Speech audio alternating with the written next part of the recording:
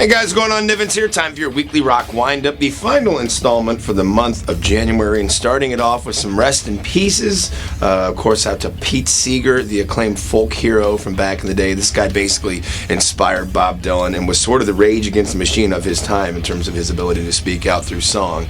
So he passed away. And of course, Motley Crue announcing that all bad things must come to an end.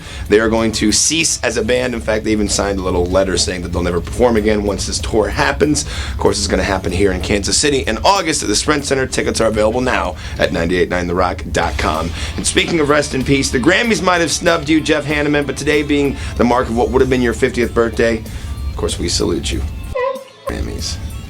Congratulations are in order for a couple of, well, actually 12 total inductees to the Musicians Hall of Fame. One of them being Peter Frampton, the other one being Buddy Guy, the acclaimed legendary bluesman, being inducted this week. So congratulations to all of them.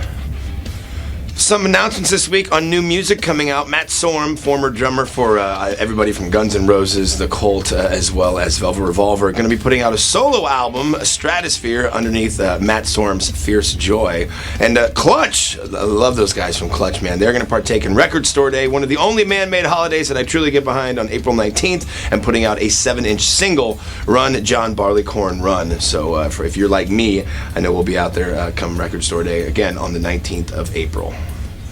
And to close out your weekly rock wind-up, Randy Blythe, frontman for Lamb of God, announcing on Monday that minus, I think, 2 festivals that Lamb of God are going to be performing in, he is not going to be thinking about music at all for 2014, and rightfully so. It's been an incredible situation for him in terms of album and tour, and of course his incarceration. There is going to be a documentary coming out about that, as well as his own memoir he's going to work on. So, but he's definitely earned the right to go ahead and just kind of sit on the sidelines for now. The last performance they did was in South Africa, of all places, and I guess a fan threw on stage a skull of a warthog, and he said, you know what? That's enough for me, just to chill out for a while. So good for him. He's definitely earned it. I'm Nivens. Thank you very much for tuning into your weekly rock wind-up. Whatever you're doing this weekend, have a good time. Remember, day's wasted if you're not. Peace.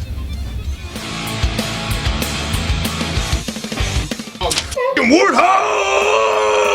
Seriously. Can you zoom in on that thing? It's a warthog. That's what a skull looks like. A warthog skull. If you want to get me anything for Christmas, or my birthday, warthog skull.